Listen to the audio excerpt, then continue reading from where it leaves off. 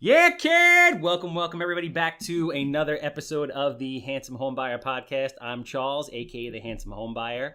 I can't even say it's another episode. It's been a while. I was on a 1-year hiatus, a cleanse of all things social media and out there, and now I'm back with a vengeance, out there speaking, talking, meeting people, doing deals, trying to do 100 deals a year. So I kind of felt it just made sense. I kind of see myself as anybody that knows and likes Latin music. I myself feel like I was a bachatero in a previous life. Anybody who doesn't know what that is, it's a Dominican singer who sings bachata. So I consider myself to be like the Romeo Santos of the house flipping world. So I figure if I'm going to make a comeback, I got to bring like Mark Anthony. I got to bring Prince Royce. I got to bring somebody, on that level. And that's what I've done. So our guest today, I've been chasing since the first podcast like a year and a half ago, trying to get him on. He rarely ever returns my phone calls. I consider him a very good friend.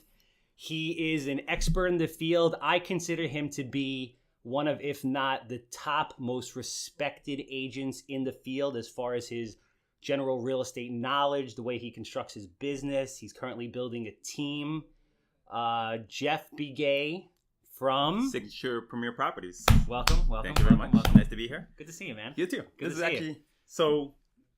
It's actually kind of funny because we actually had a few minutes of banter already. So We had a few minutes, but then we had to cut it because they're like, "Listen, this is good stuff. right, We got to get this on. We got to get this recorded." Oh, I got to interrupt you for 1 second. Okay. This podcast, everybody, is brought to you by our sister company, Captain Permit. For those of you who are not seeing, I have to do it every time I do the Captain Permit. I do the like I'm flying through the air sign. We're a full-service drafting architectural design company. If you need permits, and listen, everybody needs permits. I'm sure this is going to come up at some point in time. Call us. We are here. You need us. Agents, you're going to take a listing? Don't go into the listing appointment empty-handed, right? It's hard to get a listing. There's not a lot of product on the market these days. You got to separate yourself. What do? You call Captain Permit. I just did the thing again.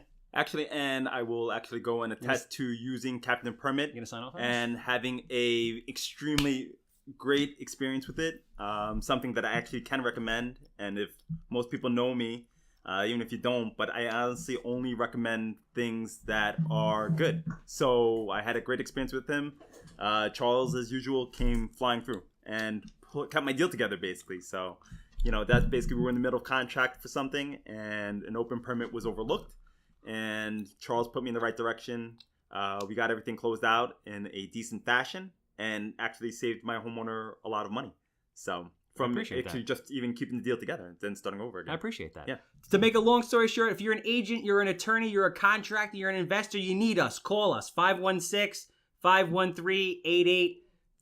So now that we got the self-promoting, selfless plug out of the way. No, if somebody needs a direct referral and says, hey, and calls me directly, I will actually give that same referral.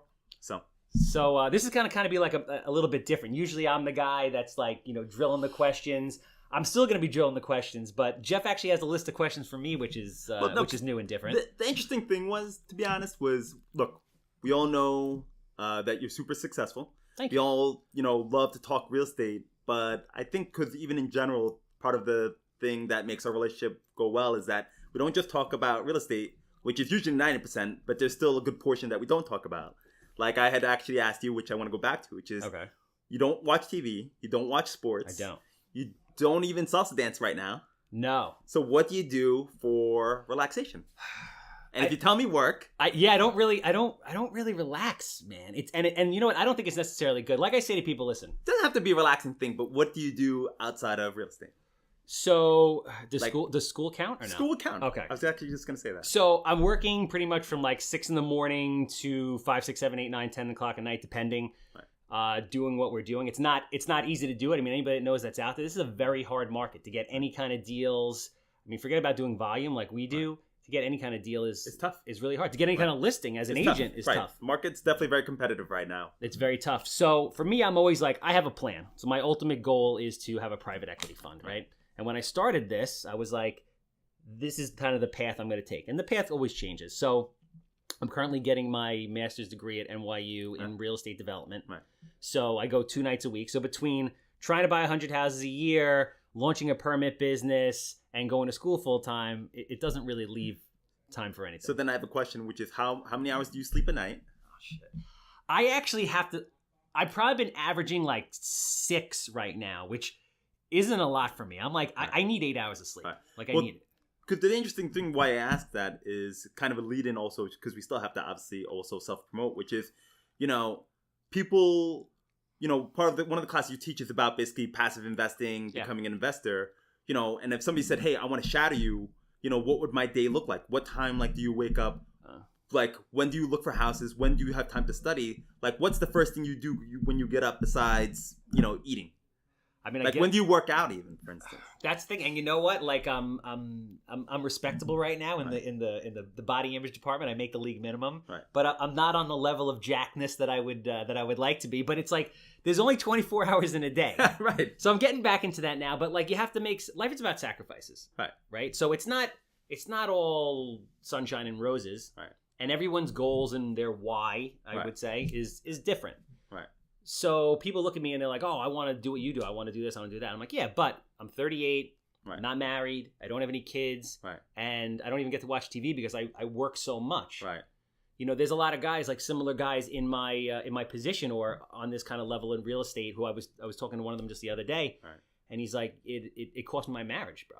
Right. Like my lifestyle and what I did cost me my marriage. It's an interesting thing that you say that because I always point back and we talk about this all the time and I have to give her a shout out because I never do, but my wife is like literally my foundation as far as what I do. And I never say that publicly. So this is the first time she's going to hear this. It's a very big deal because that's awesome. Part of the thing is that, even as an example for my wife is that she always believes that we should always have dinner together no matter what I'm doing. I'm with that. Is that at 5 o'clock, from 5 to 6 o'clock, is that we're having dinner as a family. Is she Italian?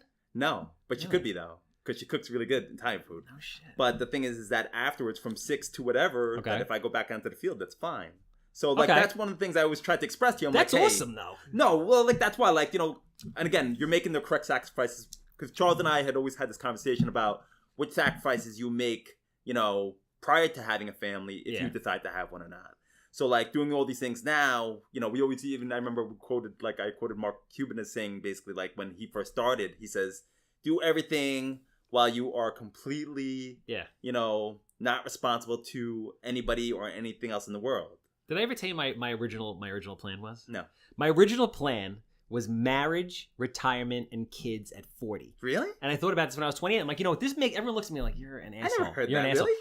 It makes perfect sense. It makes perfect sense, but I never heard that one before. Yeah, I mean, think about it from the standpoint of this. So if you're getting married at 40, you can take all kinds of business risk and not worry about it in order to make enough money that you can be successful and retire at 40, quote unquote, right?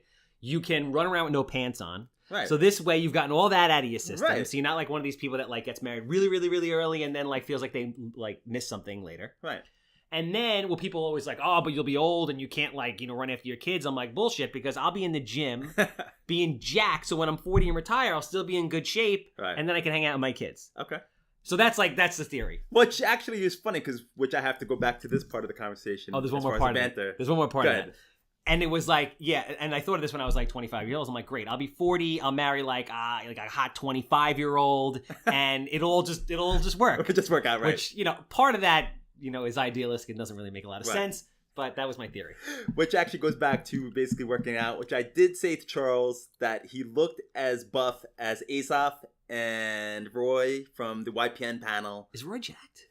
No, but he looked pretty good though in a suit. You were the only one. Actually, that was my other question that I had for you, which is you never wear a suit. I think I've seen you wear a suit once. You know what it is? Usually, I go to work in a pair of jeans and a crinkled up shirt that I found on the floor that I just hope is clean enough to not be offensive, and sneakers. I like being casual. That's who I am. I like to get dressed up sometimes, but for the most part, I'm a casual, real dude. I'm when you go to meet a homeowner, just casual jeans, sneakers, exactly how you are.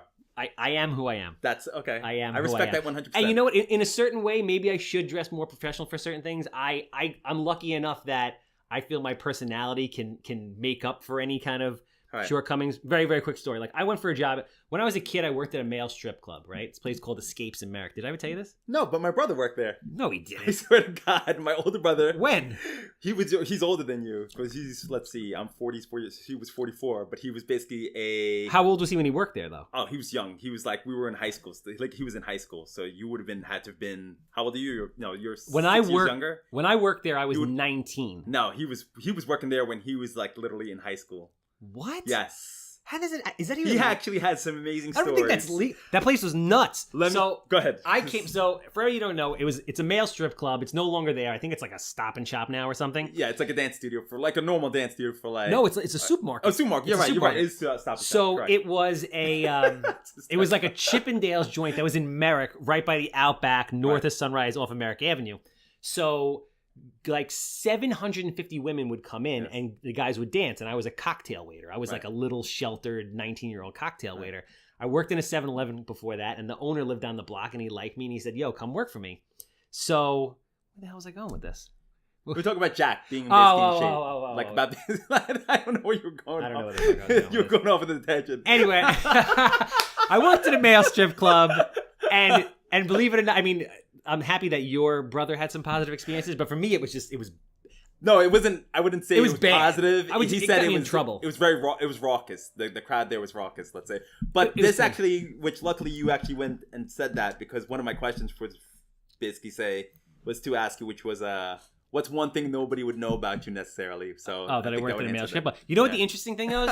The interesting part about the whole thing is some of my. Like Steve Jobs had that speech. You ever hear that speech that Steve Jobs has when he teaches at Yes, I know exactly what you know what I'm talking about? Yes, he talks about connecting the dots. Yes. So like some of the best relationships I have in business and real estate came because I met people at that strip club. Really? Which is fucking nuts, right? It's crazy. But I've had introductions and met people. Like you never know. Everybody like comes into your life for a reason. I believe that's actually very true. And if you do the right thing by people, right. and you try to help everybody, right. when you need something, they're there. Right. And then it's a very small world. That I will tell you is one of the biggest truths is that it's a very small world. Very, very small world. So like part of I think anyone's success who's successful is that you have to have that intense network of people that you've like selflessly given value to who will do for you because you do for them without asking for anything in return. But because I know we already got off on a tangent here. So like you wake up in the morning. Yeah. You you don't have time for the gym or you do have time for the gym? Oh, we're back to that. Okay. Or you basically... I can't work out in the morning. You work out at night? Yeah, like the other night I worked out.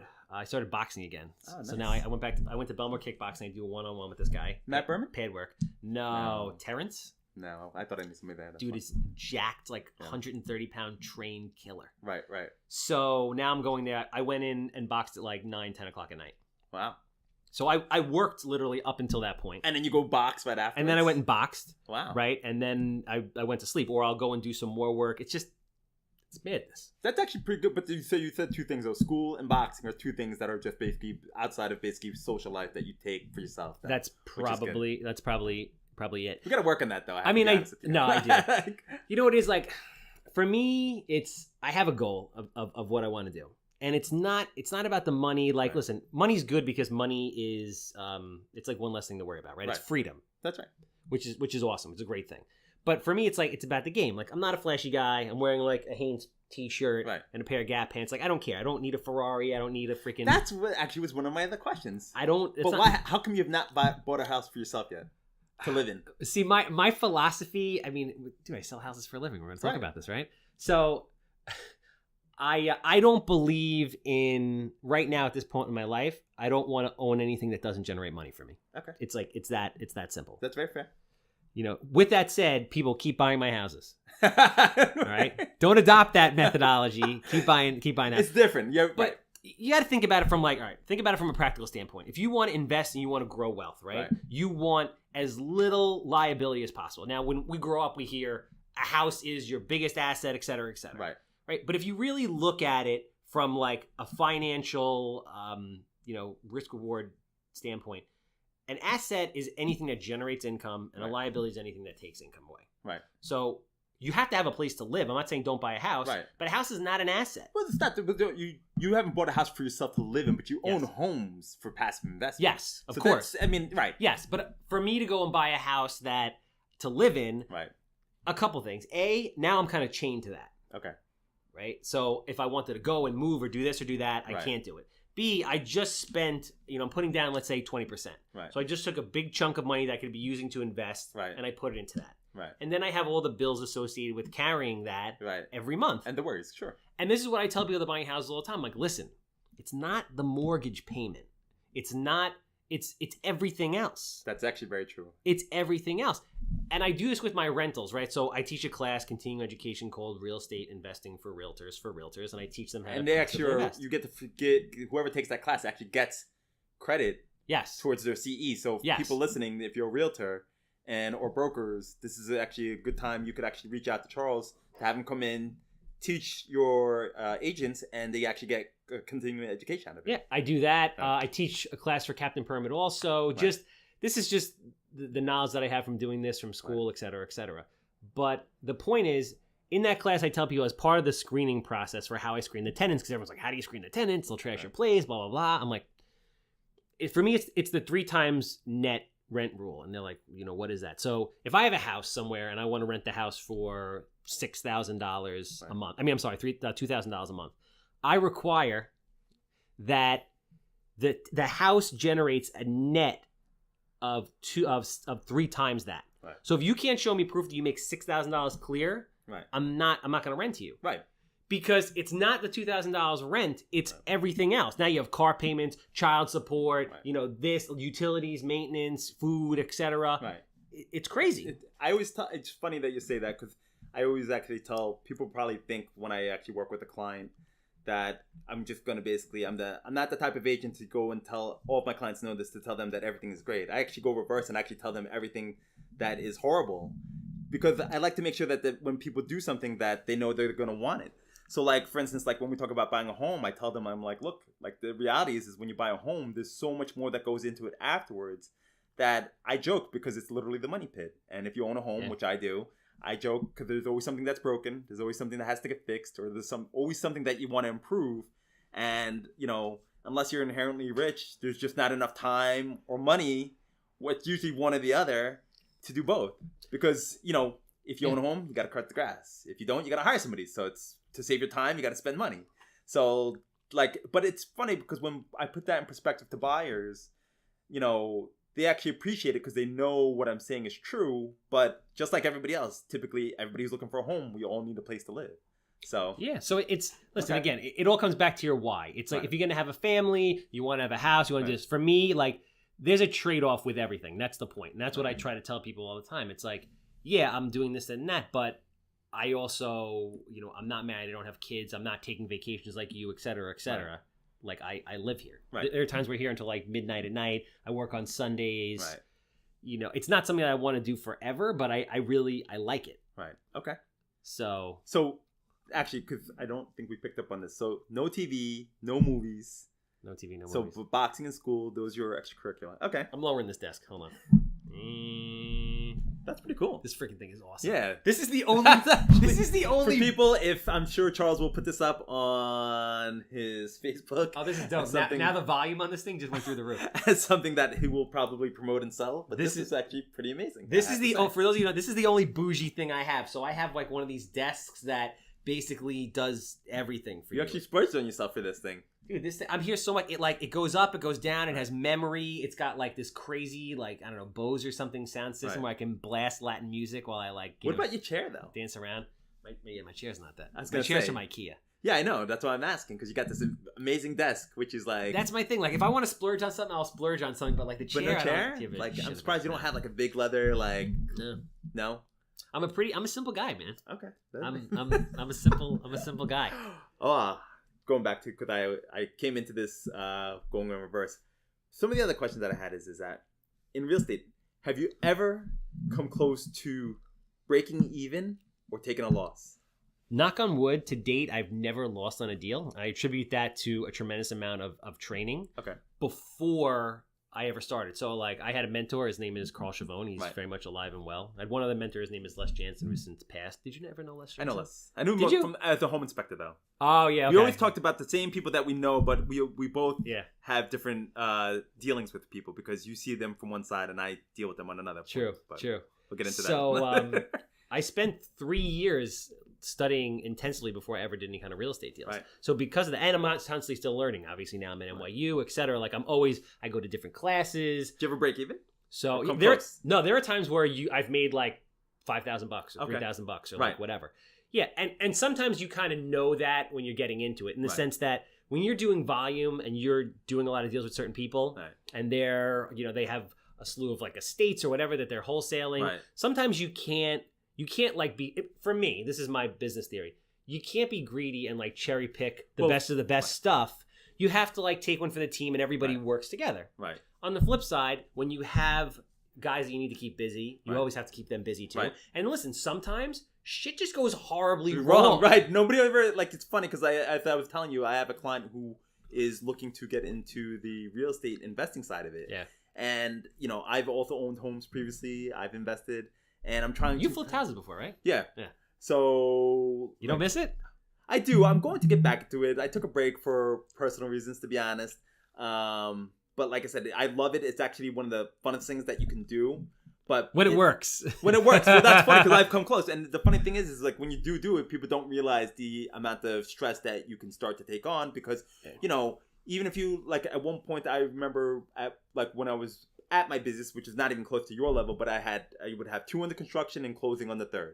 That was kind of like, where I was. That's good. Yeah, but what people don't realize is like when you're holding almost close to under $1 million worth of property, it's a little bit stressful. Plus, I'm still trying to do my day-to-day job, which is just being a real estate agent. That makes it. So like it was actually funny because like those are the things I had learned is that, if you're doing one thing, it will take away from the other unless you have something to manage it. Like I was doing the investing side, but my business from one portion on the regular day-to-day side of it would take a little bit of a hurt because you would know that I would know I wasn't paying as much attention as I should be to those particular things. I mean, really good point. And this is why I teach that CE class and I say this to agents because they're like, I want to flip. And I'm like, yo, who here wants to learn how to flip? And they're like, half the class is like, yeah. And I'm like, I'm going to disappoint you guys right now because this is not what that class is about. And let me explain to you why. Right. Because there's only so many hours in a day. And listen, for all the stuff I say, I'm guilty of all this stuff. Right. I'm guilty of doing too many things at once. Right. And as a result, you're less effective at what you really want to do. Right. So if you sell 30 houses a year and you decide to flip a house, maybe you'll make some money on the house, but you'll sell 15 houses a year instead. It's going to come somewhere. It doesn't matter where, but it's going to come from somewhere because you only have so much time in the day, basically. And this is the interesting thing that I learned from the Captain Permit thing and from other businesses is like, if you want to have multiple businesses, you really need kick-ass people to run those things as if it's their life and job, which is very hard because if you could hire someone to do that, most likely that guy or girl is going to go out and build it themselves. And become you. So they wouldn't be working for you at that point. So the only time, or not the only time, but most of the time when that happens is when you have a giant corporation where you can pay somebody a disgusting amount of money plus a crazy bonus to go out and make something their life. That's right. But on a small business scale, it's very, very difficult. Very hard. You're in it all the time. You to find that person to be you, and every agent who knows that whether you're building a team or partnering with them, that's why you'll see so many failures of agents when they go and partner up and become a team. Oh, really? Because one person will always at some point, what happens is when everything is good, nobody really cares. But what happens is when the market takes a turn, or if one other agent feels like the other agent's not pulling their weight, that's when people start to go, wait a minute, I'm doing more than you, why are we a team? I'm listing more than you, why are we a team? And that's why you see so many failings. It's just like basically like, you could bring it back to basically when people are married. Like, it's an interesting thing because that's when you become a partner with somebody in real estate, it's the same thing. You're basically married to that person. So let's say, for instance, if one agent says, I'm going to take 2 more vacations than you, then all of a sudden that other agent who is not taking vacation might say, hey, wait a minute, I'm working twice as hard. Again, why am I doing this? If somebody has a personal failure in their own personal life, whether they're going through hard times, all of a sudden they start struggling, the other agent is going to feel that same kind of financial burn because now all of a sudden they're picking up the load for 2. I think that's kind of, I think that's... So like it's hard for you, like when we say, hey, how many people can do, like when we talk, that's why some of my questions when I ask you are like, wow, when do you find all the time to do these things? It's impossible. And I'm like, okay, wait, that makes sense. He doesn't watch This Is Us. That's right, folks. I don't even know what This Is Us is. He's like, yo, you know the show This Is Us? I'm like, what is that? Right. So what is it? It's a TV show on NBC. I don't know if we should get paid because this is basically technically publicizing it. But so it's a show that's very popular. Okay. I won't stereotype, but let's say just popular for a specific gender. Okay. But I do like it myself, so. Which I'm sure I'll catch flack for. My wife will make fun of me because she is probably She knows the you love opposite. it. Yeah, I know. I do like the show. You like it more than find your wife? entertaining. I like it more than my wife. I'll say that honestly. So, so when Charles finds out what the show is, they're gonna be like, "Yo, who is that guy that actually admitted that on public, a public podcast that everybody can hear?" But that's okay because I have no shame in life. That's just what we do. So, but like I said, so now when you see Charles, for whoever's gonna be listening to this, maybe a lot, maybe a few, but tell them what This Is Us is. So I won't go into that. After we get off, I'm gonna. Don't Google it. All right, don't Google it. I'm gonna wait for somebody. Let's see if actually that will be kind of a cursor to see if actually people bring it up to you and say, "Hey, this is if they listen, if they listen through." That's right. So but again, everything's a trade off. Everything's a sacrifice, man. Right. It's like what do you value in life? What do you want in life? Right. So my other question is we talked about how Captain Permanent was born. Yeah, we did talk about how Captain Permanent was born. I have another question. The red door. The red door. Why the red door? So, like, how'd that become a staple? Like, every time I pass a house, it's funny because you're flipping a house on Jerusalem Avenue with Frank Failer. Just went up. Great guy. I love Great Frank. agent. The man. Yes. Great Actor, guy. comedian, realtor, ex-police officer. Yes, he's got it all. This dude can, save you from a mugging and make you laugh at the same time. It's like, it's amazing. So it's funny. So he's the listing agent on it. But it's funny because I passed by the house all the time and the red door was there. Yeah. And I kept meaning to call you because I'm like, this is your house, isn't it? And it was funny because it was exactly what had happened. Is Frank is the listing agent, basically the red door. I'm like, bam, to say in your words. People are looking, and all of a sudden the door's there. Like, oh, Charles got another one. So, believe it, a few years ago, maybe actually probably more like 3 or 4. This is the end of my 5th year in the business, so probably like 3 years ago. Like I was saying, I always go to educational things. It doesn't matter because if you learn one thing, it's worth it. So somebody gave me tickets to go to what is that thing? The flip this house thing. Fortune Builders. With who? Fortune Builders has these you go to this free 1 hour thing and then they give you tickets for like $100 to go to like a 3-day workshop. Right. So no, because there's this one guy who's on TV, which guy? He's says he's the #1 house flipper in America, and he teaches these things. The reason why I'm bringing him up, he was on Undercover Boss. You ever watch that show? See, that's why you have to get TV. Yeah, the guy who doesn't have TV. I was gonna say. So I have seen that show. Okay, so Undercover Boss is, if you don't know the premises, where the #1 house flipper was on in America. He went into because what happens is he doesn't flip houses anymore. If he has what does he sell, franchises? What is it? No, he goes in and teaches those classes. Is it the ugly house guy? No, his name's Armando. Oh yeah. That's when you know you're in real estate and watch too much real estate shows. He has employees in what sense? Because they're selling his product. So he's got let's say a call center comes in. Yeah, his business is not flipping houses anymore. His business is selling programs. Right. And he will I'm gonna teach you how to. Yeah, and he will flip some houses in order to you be able to relate and show people what's going on. Correct. I should do that. That's what I would kill it at that. We talked about I'm not a jerk off.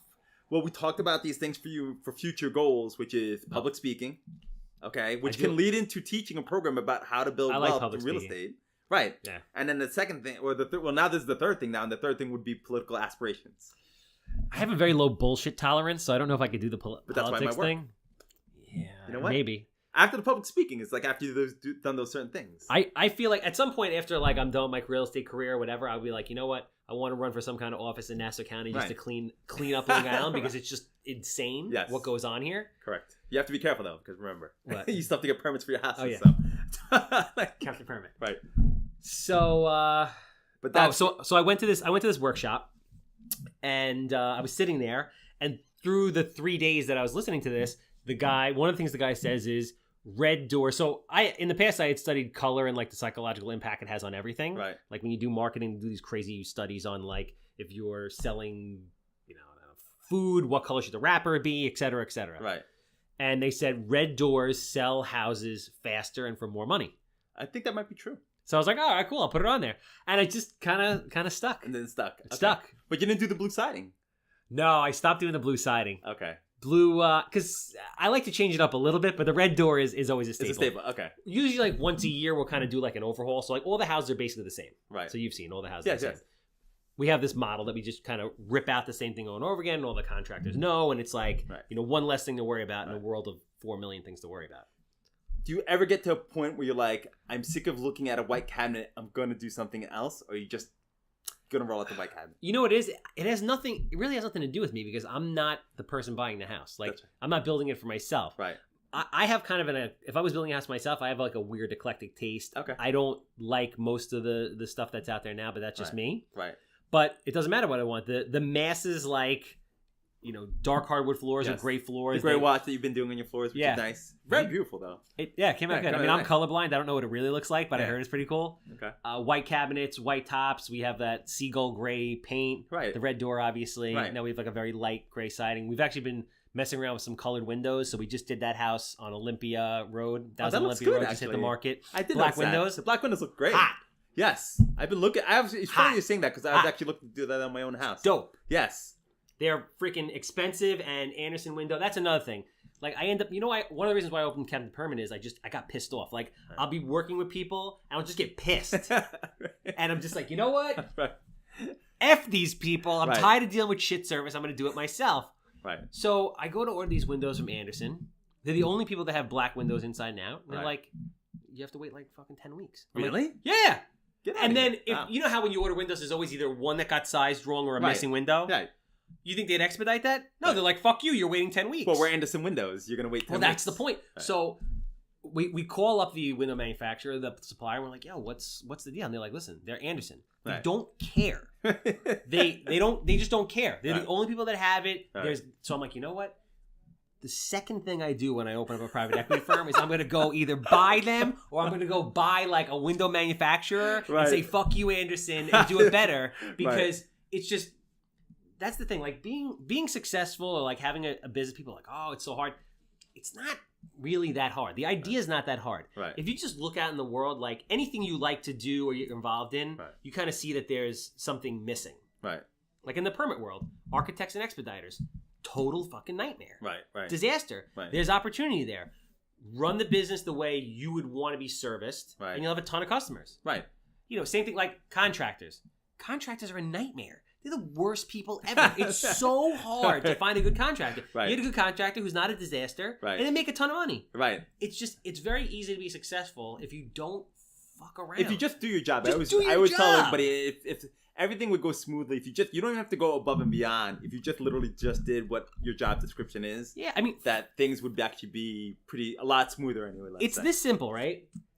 If you say you're going to do something, do it. Right. Just do it. Right. The way you said you were going to do it, and then do things with motivation and passion, so people are like, "Oh, awesome! This guy's on it." Right. Like to send that text message, like, "Hey, listen, just want to let you know, like, I don't have any update, but we're on it." Right. People feel like, "Oh, great!" The worst thing you could do is not communicate. Right. I feel in general, people are just shit communicators, especially men. Right. Like as a whole, men suck at communicating. That is 100% true. I can test Women are much better. Much better. That's why they can multitask. Things. Right. Yeah. That's why they're much adept at multitasking and basically doing more things than a man. I think it's actually like a genetic thing. That is a genetic thing. I think I heard their peripheral vision is better. Like there's some weird shit. Like women can see more than we can. Really?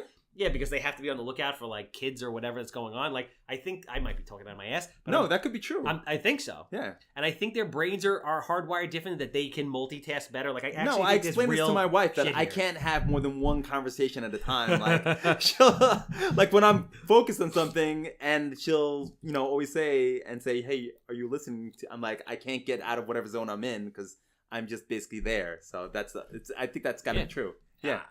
Yeah. When I'm selling something, especially like when I'm working with a client with the house, they always laugh because I will point to certain things and people think I'm like a mind reader. Like for instance, like I always point to like the dinner conversation, and like every client that I ever had, when I say it this way, they'll go, "How did you know?"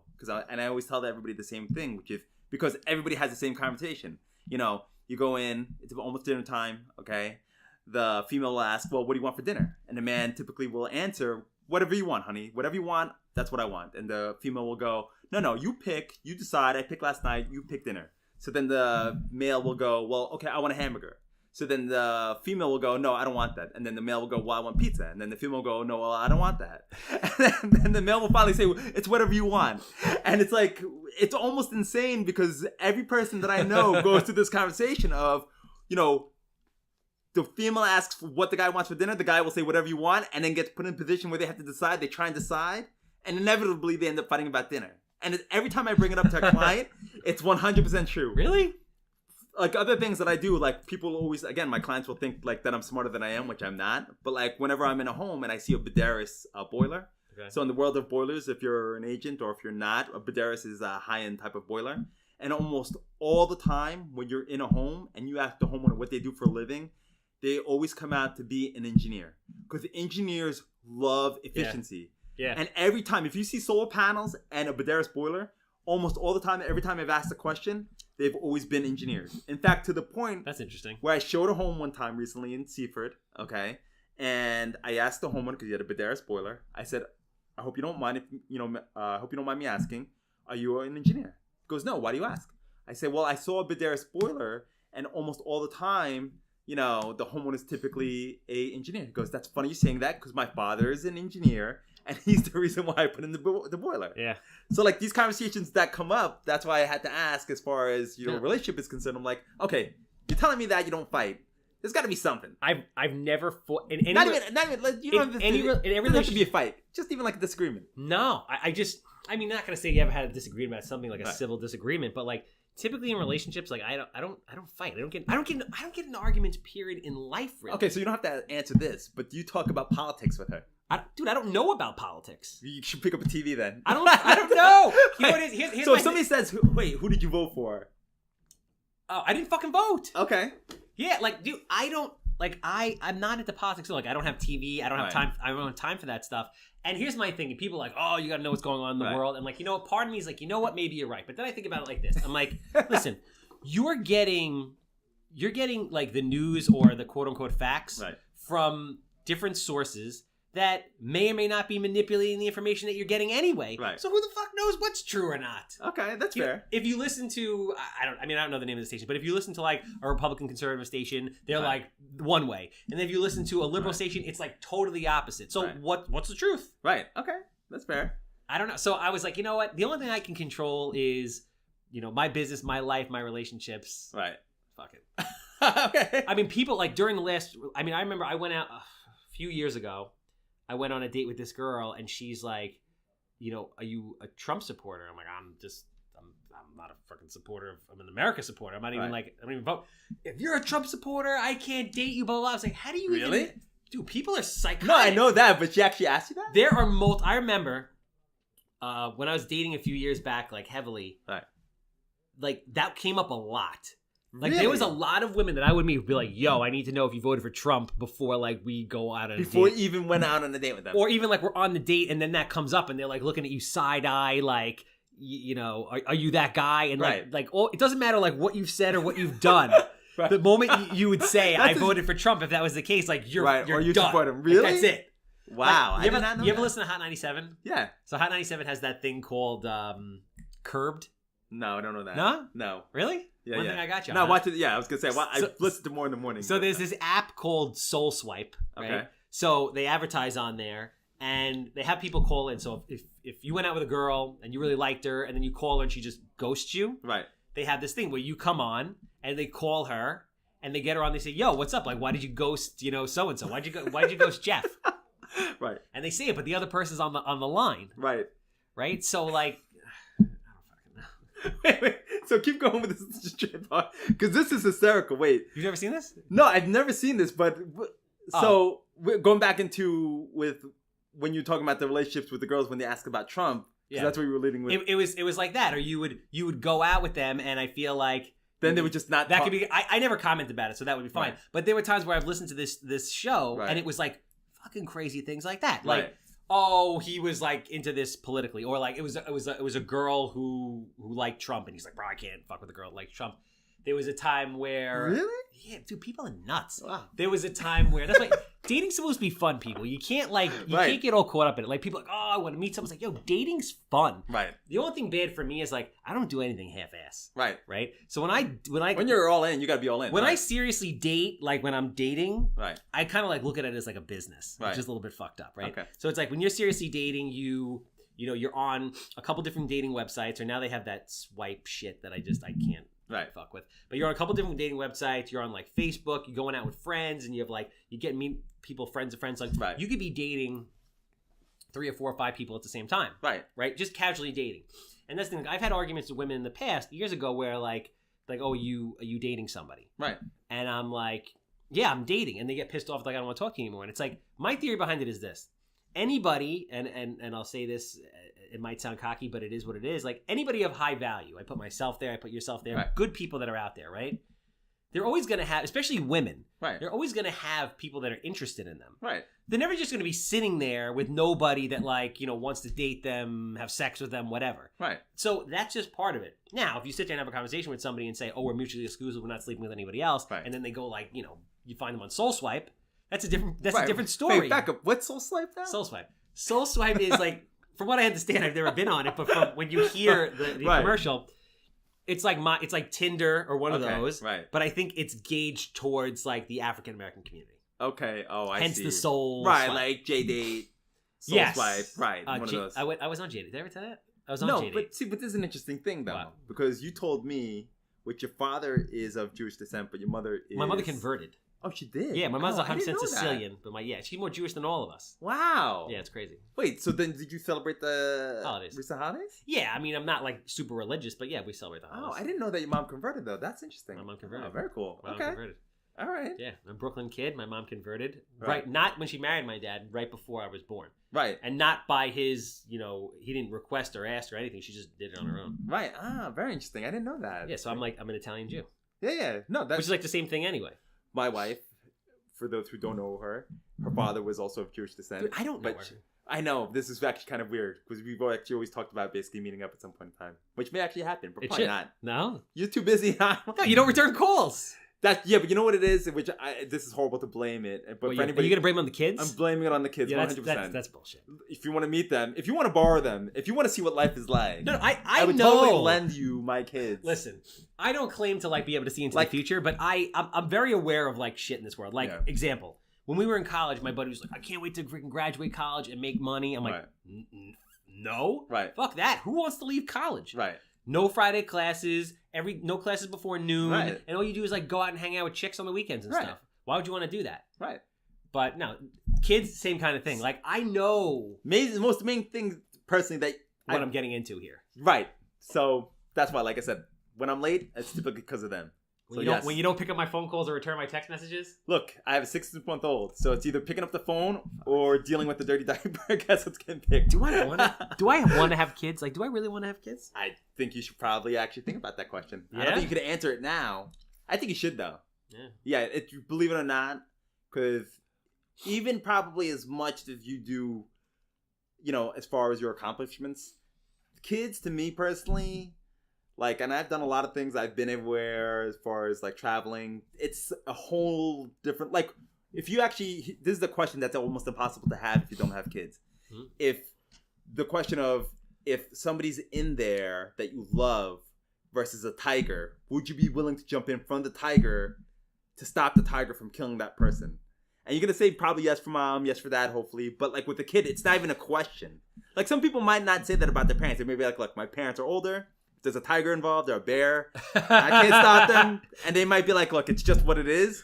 But for your kid, there's nothing that you would not do. Really? That is 100% true. All right, but that doesn't answer my question. But no, that's what I'm saying. I think you should. I think you should do it. Well, you can't give them back. You It's can't, not but like, it's not that. It's because it's more. Truthfully, the experience is so unique. Like that's why, like when we talk about like being in real estate, even the friends that you make, it's honestly because I've been in places where you would think, or I thought that I had a lot of people that I would consider friends. Okay. And it's not like that actually.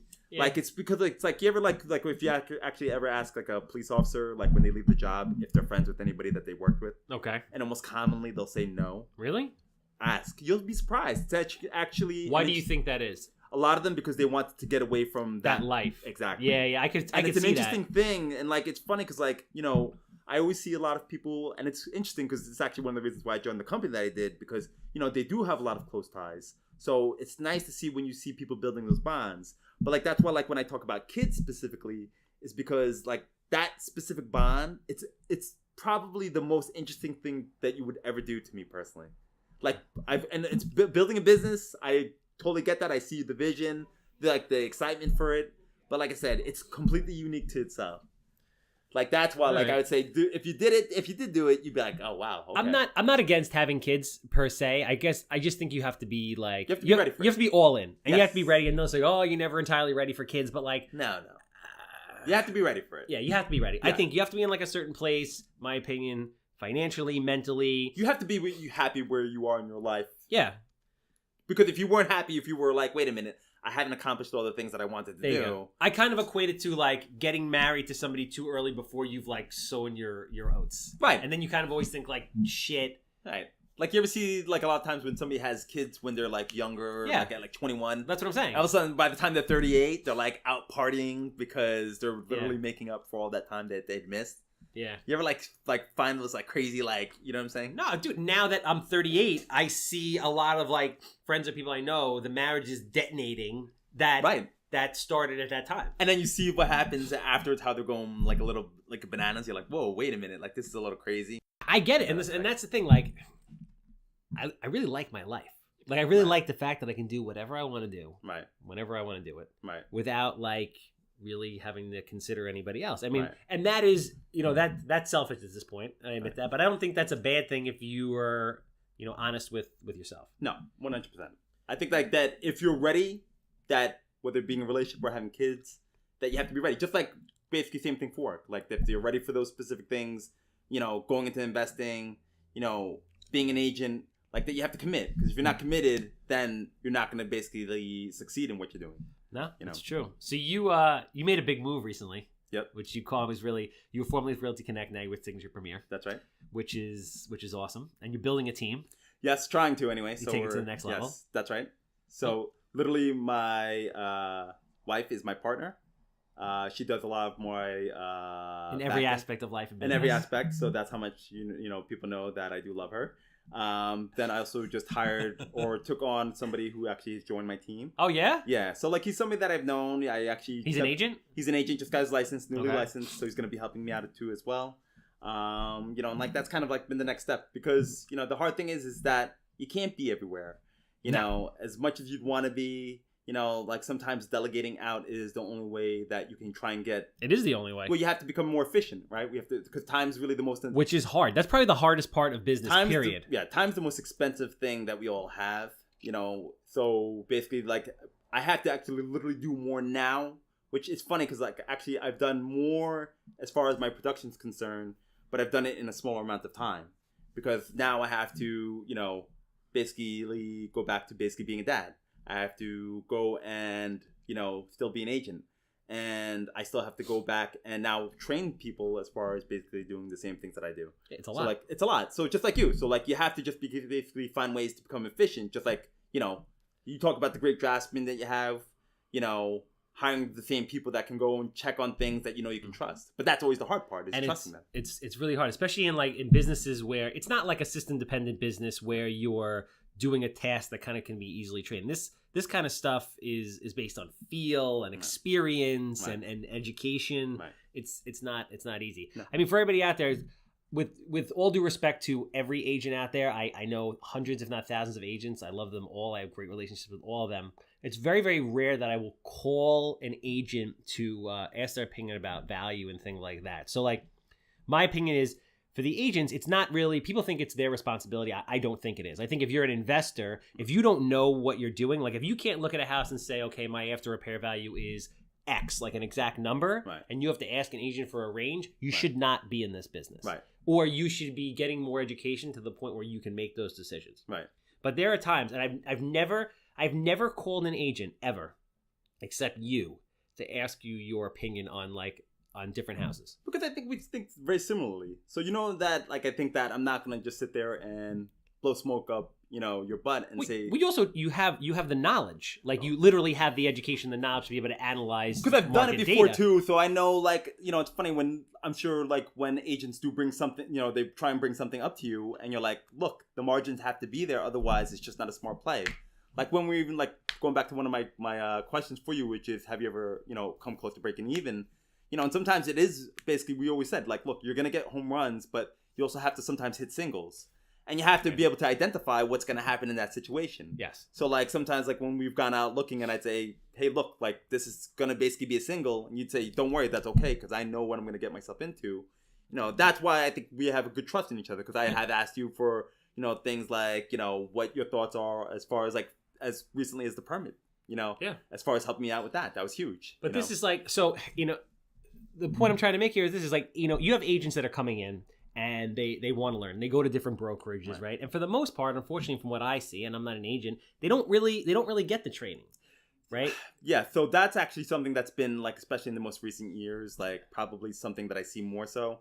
And it's funny because like right now, when the market is the way it is, where things are selling easier, everybody's okay. But when the market takes a turn, that's when you see people quit because they don't have those same foundations. It's actually funny because like even saying this because this is the truth is kind of one of the reasons why I also did go to the company that I did go to, and even identifying this office because my owners, for instance, like I always tell people like when I meet them in real estate, it's like they get it, like they understand what it's like, they understand what it's like to be an agent, they understand the things that you need, not necessarily even the tools and those things that stuff should all be there, but just the understanding of what it's like to go through the day-to-day grind. Like just being basically going out and, what we're all trying to do, which is you're trying to convince or help people go through some of the biggest things that they're going through in their lives. Yeah. So like, the people that I actually have to work with, like it's funny because I'm even going to pay him a shout out here, which is, he was the former owner of the company that Signature had just bought, which was Select the Home Jim Pooley.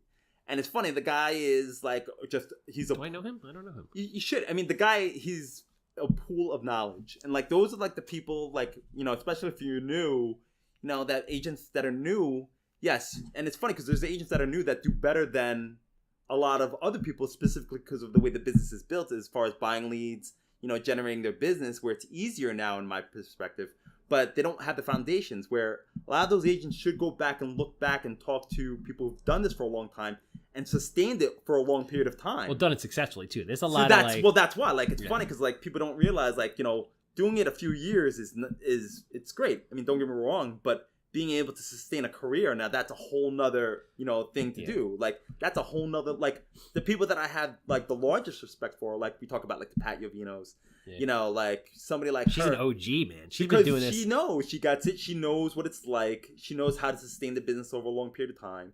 Like the people that I named, there are not new people. A lot of times they're older people who've been doing this for a long time. Or just, there are, again, a young crop of people who are agents that are new that do get it. Then there's a lot of other agents that think they get it and they just don't yet. Because there's still, I'd say the experience is there, but it's not there yet. Like they don't have a true understanding of what it's like, for different reasons, whether it be because the market hasn't changed on them, and they're just doing this now and they just got it started in it. Like, see, that's like kind of the thing. It's like people think I'm crazy when I say it. I'm like, I didn't mind it when the market had tanked the first time around. And I didn't want to, it's not to say that I want to see people get hurt or lose their houses or lose their jobs, but it resets things. It puts back into balance. You watch people and you were able to see basically what, the business was really like, about how the business is really built, whether it be on relationships, being able to understand and identify, what you should be doing on a day-to-day basis. Like, that's why, like, a lot of my questions when I would ask you or get back to, like, hey, Charles is successful. How does he do it? Because, part of it is to say, hey, look, if he can do it, I'd like to mimic some of whatever you do. Because I speak always highly of you because you've done a lot in a short amount of time. But, like, when you talk about it, you talk about the preparation you did before you even got into it. Yeah. So, like, that's where, like, I always tell people, like, there's so much preparation and time that goes into it before... that's like there's all those sayings about success not coming overnight, and that's true. No, it never does. And then it's a never-ending process because, I mean, I haven't been in this business that long, so in the same way, the agent can fear what happens in a downturn, like I think about myself now also. I'm like, okay, listen, like it's inevitable that it's going to come. How do you transition? How do you, how do you survive that time? Right. When you have X amount of deals going and then all of a sudden the market decides to turn a certain way, what kind of position does that put you in? Right. I haven't seen those cycles. So that's something that like I'm dealing with and struggling with and making changes for to try and prepare for as well. Right. Like everybody. That's the interesting part. So like we all say it, and like look, in real estate it takes time. Like that's the whole thing. Like people don't realize like that in shifts things don't happen in a 30-day time period. Things start to happen slowly. Yeah. But it's funny because once they happen, people start to, it's funny to watch people all of a sudden wake up and go, oh crap, the market's bad. And it may have been occurring or was occurring during It definitely was. It's like the analogy that I've heard that I think is great is it's like a giant turning ship. Yeah. So, right, it's exactly like a massive ship, like a cruise ship that turns and it just takes forever. And then all of a sudden you're like, oh, Jesus. Yes. The down is like a big ship turning. The up is actually faster because when people go and get their confidence back, those things, when people look and see good, they react faster to good than they do bad. So like when things are going bad, they react very slowly, sometimes too slowly. But I just think for a lot of, if you're a new agent and you're just coming up, or if you're an agent that's trying to like increase their business and you want to be a part of a winning team, I mean, I would reach out to Jeff if I'll have you, because again, the guy has an immense amount of knowledge. He's a great person. I mean, unfortunately, there's not a lot of good people out there. There's a lot of people in this business or any business that are kind of just out for themselves. So if you want to be a part of something, I mean, are you looking to grow and build a team? Yeah, I mean, I'm talking out of my ass here, and then 100%. But it's funny because I think a lot of the people know who they are. It's not that because like the office I joined, has a lot of great agents. But there's a lot of people that I'd love to be on the same team with. Yeah. And it's crazy because sometimes agents actually fear new agents coming on board. But I've been, a part of a lot of different companies that have gone and become some of the most successful at the time that they were out there. And I'd like to see that even for the office, as far as that being concerned, because, the more people that you have on your side, it makes things that much easier. So like, that's why like there's certain agents that I will definitely be calling upon in general, to basically try and recruit, because like I said, the frank failures, like I can name a whole host of people. I just don't want to put them out there for, and it's like undue necessary pressure from brokers saying, don't recruit my guy. But there's a lot of people that, of course, I would love to basically talk to anybody about basically working at the same company with them. What's your, you want to put your number out there? Yeah, 516. 516 972 9703. Again, Jeff's an unbelievable agent. He's an unbelievable person, a great friend of mine. And he really knows his stuff. He's one of the few guys that I've worked with that really understands the market and all aspects of building a team in a business. And for me, it's like it's the same thing with investors. Like I have a lot of friends that are investors. People are like, oh, why would you be friends with other investors? I mean, listen, when you get to this level, there's a ton of business. Oh, that's the period. thing. Like there's so much business. While agents are running around saying I can't get a listing, there's still agents that are doing a ton of deals. Yes. Right? Maybe they're doing less today than they were 3 years ago, but they're still doing a ton of deals. They're doing a ton. There's so much business. That's the funny thing is there's so much business that it doesn't have to be like the ones truthfully that don't. That's what I talk about, doing the business right or just doing your job. If you do the business right, you'll never complain about how much business that you have, because usually you'll have so much that you really can't worry about it. It's the ones that do it wrong that you're kind of like, why are they doing it that way? That doesn't even make sense. Especially, where the people try and grow their company. You don't want to say, I don't want to work for that guy because he treats his agents badly, or, he doesn't let people show his properties. Like I know who you're talking about. I'm just saying, because I like him though. See, the thing is, because I have no issues. We'll remain nameless. Yeah, we'll remain nameless, but I have a large respect for people and what they do. This comes up every time I see you. But there's a lot of people. I'm not gonna go, because I honestly I would do it to their faces as opposed to being on a podcast. But if you're growing a business, if you're growing and you want to recruit people, like the company that I work for has had huge success specifically because they treat their agents very good. It's that simple. There's a reason why they're one of the top 5 companies on the island in general. I think we're even ranking in the top 3 right now, going head to head with people. So, that's when people say, why did I leave, the company that I was at and go to Signature? That's one of the reasons, is that you see those things happening and you have to be able to spot it. So like you have to spot where people are doing it right. The success is a very kind of simple thing. It really, when you really think about it, it's not that complicated. People like overcomplicate it and think it's this like mountain. Yeah. It's brick by brick. It's not build a wall. It's brick by brick. Yeah. So. But let's wrap this up, because I know you guys, I see you twitching. Like, I gotta go. The phone's blowing up like crazy. Charles, the handsome home buyer. If you have a house that smells like cat pee, is dated from the 1960s, has mold, 6 inches of mold, human waste floating past the basement steps, call me. I want to hear from you. 516-777-SOLD. If you have a house that is a permit issue, if you're an agent or attorney, you need us on your team. Captain Permit, bang. 516-513-8833. 838. My brother-in-law Ryan runs the permit division of the company, has the best beard you have ever seen, guaranteed in the business. We do a fantastic job. Nobody's faster. No one's a better value. I can tell you that. 100%. Jeff? All right. Love Part you. 1, we're going to have to go to part 2. Part 1. Jeff, Signature Premier, what's your phone number again? 516-972-9703. If you're an agent who wants to kick ass, a new agent or existing agent who wants to take to the next level, and you want to be on a winning team, I highly recommend you give them a call.